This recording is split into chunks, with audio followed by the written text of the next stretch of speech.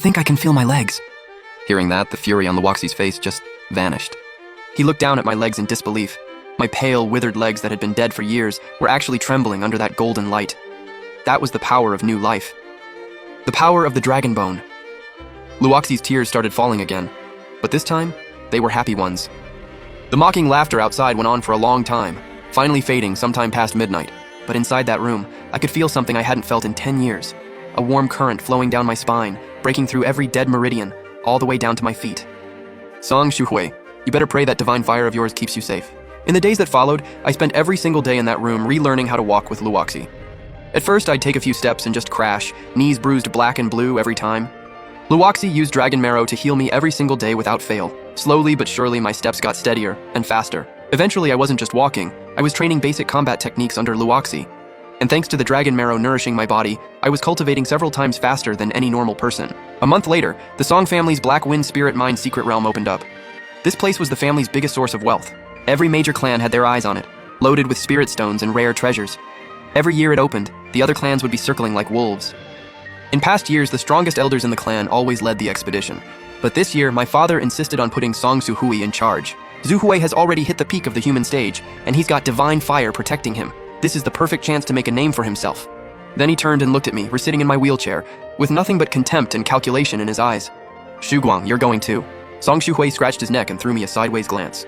What's Big Bro even gonna do there? Be deadweight? If we run into danger, we're supposed to save him too? Total waste of resources. Song Shuhui's skin had taken on this sickly grayish tint, and his fingernails were packed with flakes of skin he'd been scratching off. Clearly, the red lotus flame had started seriously backfiring on him, but he was so obsessed with getting stronger, he didn't care about any of that. Song Tianlang patted him on the shoulder. The mine is dangerous. If we hit a trap or a beast attack, someone's got to scout ahead and take the hit. This was my own father. In his eyes, the talented son was a treasure, and me, the cripple, my only value was to be a human shield. I kept my head down and agreed. Then I quietly patted the little black dragon Luoxi, who was napping on my lap. His cold scales pressed against my pulse, sending back a steady, powerful heartbeat. On the day we set out, the Song family showed up in force. Song Shuhui, Lin Yao, several elders, and dozens of elite guards. Every one of them geared up and ready for war. On the road to the secret realm, Song Shuhui's luxury beast carriage suddenly stopped. Then a few servant girls were kicked out of the carriage. One of them had a bright red handprint across her face. Song Tianlang rode up on horseback. His voice was full of concern. Shuhui, what's wrong? Did you push your training too hard? Did your Chui go off track? Song Shuhui jumped down from the carriage. Even under his oversized robe, you could see his body moving all wrong. I don't know, it just itches like crazy. Like there are ants crawling through my bones. He yanked open his collar and started clawing at his chest like a madman. And there it was. His entire chest was covered in dark purple blotches. Song Tianlang's face went pale. He stumbled back in shock, then spun around to look at Lin Yao standing nearby. Doctor, quick, what's wrong with Zuhui? Lin Yao kept her head down, expression completely blank. Young master is suffering from toxic fire attacking the heart. The Phoenix divine fire is too aggressive. He forcibly absorbed too much of it over the past half-month trying to break through. He needs to find frost core marrow inside the mine to neutralize the fire in his body, otherwise he won't survive. Song Shuhui's face twisted with rage. He grabbed Lin Yao's arm. Or else what? Lin Yao's voice was completely flat. Or else the skin rotting is just the beginning. Eventually it'll eat through your organs. Song Shuhui had completely lost it. Fear and the unbearable itching had driven him over the edge. He whipped around and locked eyes on me at the back of the group. Bring him to the front.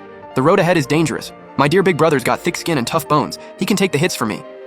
Song Tianlang glanced at my useless legs and nodded. In that moment, my father's coldness cut deeper than a late autumn wind. Like I wasn't his flesh and blood. Just a tool he could throw away whenever he felt like it. I didn't fight back. I just quietly wheeled myself to the front of the line. Song Shuhui leaned in close, scratching at his rotting cheek with a creepy grin on his face. If you cost me the frost core marrow, I'll skin that dragon of yours and use it as a medicine catalyst. I slowly turned my head and looked at his face, grotesque and festering. Don't worry, today it all ends. Song Shuhui laughed it off, kept scratching himself, and climbed back into his beast carriage. The Song family's secret realm was buried deep in a mountain range. The entrance was covered in formation arrays. Inside, pitch black, with cold winds howling and paths twisting in every direction. Rubble and traps everywhere. 300 meters underground, the temperature dropped hard enough to make Song Shuhui shiver. The itching seemed to ease up a little. His eyes lit up. He was more sure than ever that the frost core marrow was somewhere close. Song Shuhui swung his sword around, pushing the Song family guards to keep moving deeper. Whoever finds the frost core marrow gets 100 top-grade spirit stones from me. I stayed at the front of the group, looking like I was scouting but really scoping out the terrain, waiting for the right moment to make my move. And then, just as we crossed through a wide-open cavern, it happened.